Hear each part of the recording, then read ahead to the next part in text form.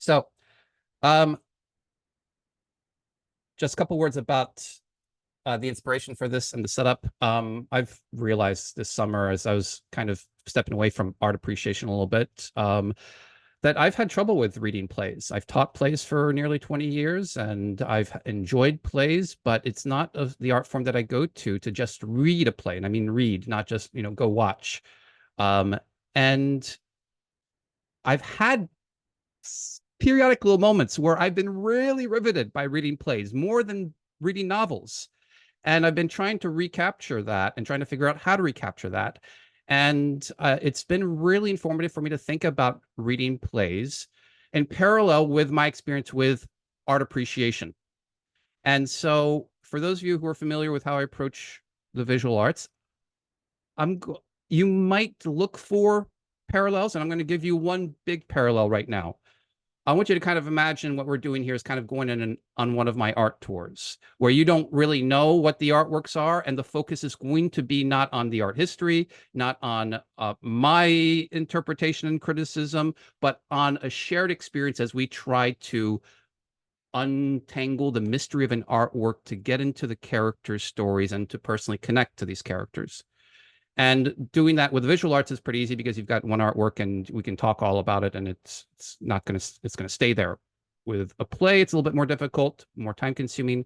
And that's why I want to do two parts where we're just kind of immersing ourselves in the story of Act One, but also having a couple of deliberate things to think about and to identify and to contemplate in order to get us more into the story, especially for a play, which can be much more difficult to get into than any other art form because it's just dialogue. There's no inner monologue. There's no description, barely any. There's no statement of conflicts. Like there's no third person narrative who's telling you, and now the battle began. No, you've got to intuit and infer all these things that are happening just from the dialogue.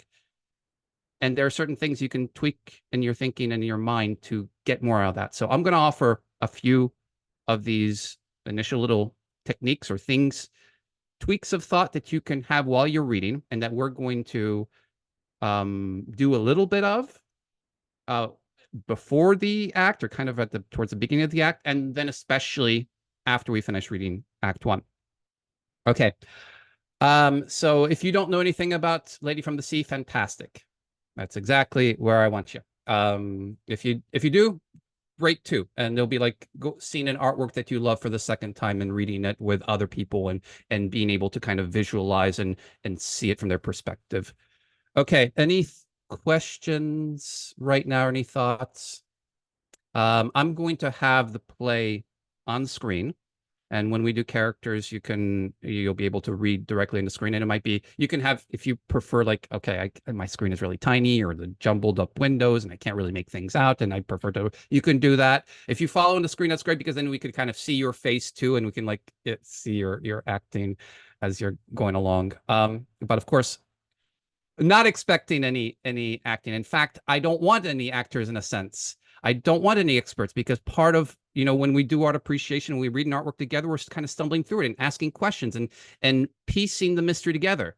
And in a play, we're piecing the mystery together. Like, who are these characters? What do they sound like? What do they look like? We don't know. But we're going to draw all these details or these inferences from the dialogue in order to have a better vision. Are they sarcastic? Are they sincere? And we're going to kind of shape along the way.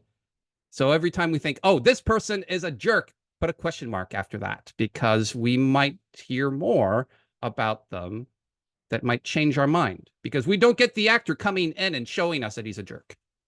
Okay. So just I hope everybody kind of looked at the images. I thought it was valuable to kind of just an image to place you in the settings to know that you're not, in ancient Rome, or that you're not, everybody doesn't have an iPhone as they're walking around ignoring the fjords, whatever it is. So just, kind of get a sense of the costuming and the setting that this is taking place in. Okay, so some initial little tweaks of thought. Picture the setting. Now, the first bit of information in the play is going to be the stage directions, or where it's going to be the stage setting. I want to change, like, you got the phrase stage direction. I want to use it like mind imagination direction. Okay, here's what you can start to kind of envision in your mind.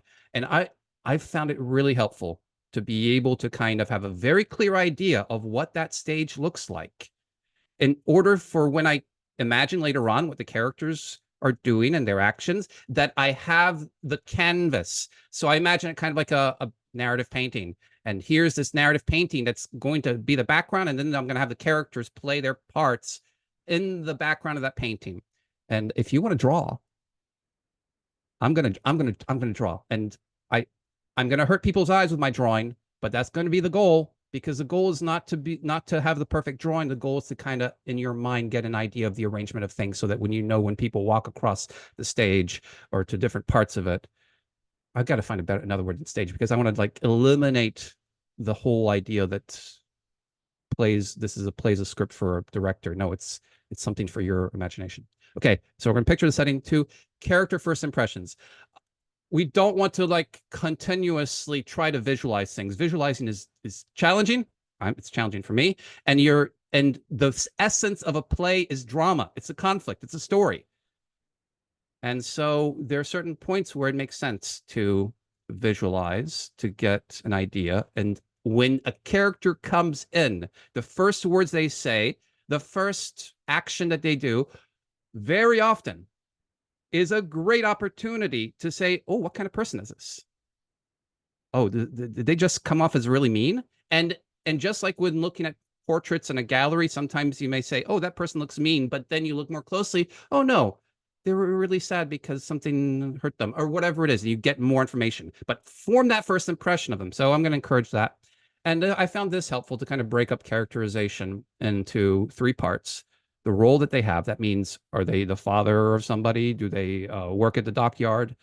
Their personality, are they sarcastic? Are they mean? Are they joyful? And their motivations.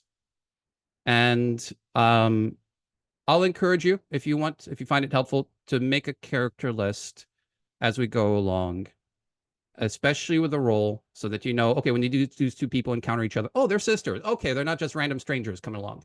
And then you kind of hear a little bit of the personality. And then maybe when you're reading, you can kind of say, okay, I'm going to sound like this. I'm going to sound angry. They're like constantly angry. I'm going, oh, and you can kind of take that role if you're reading it. And then the essence of the drama is going to be the motivations. What do they want? What's their inner conflict? And then the third thing to kind of look for, little tweaks, the initial conflicts. Drama is all about conflict. And even when we don't see conflict immediately, like, oh, these are a couple people just having a nice Sunday afternoon conversation, look for the crumbs of conflict. Look for the little sparks, because with good art, those little sparks lead to a brush fire, which lead to an inferno. And Ibsen loves starting fires. So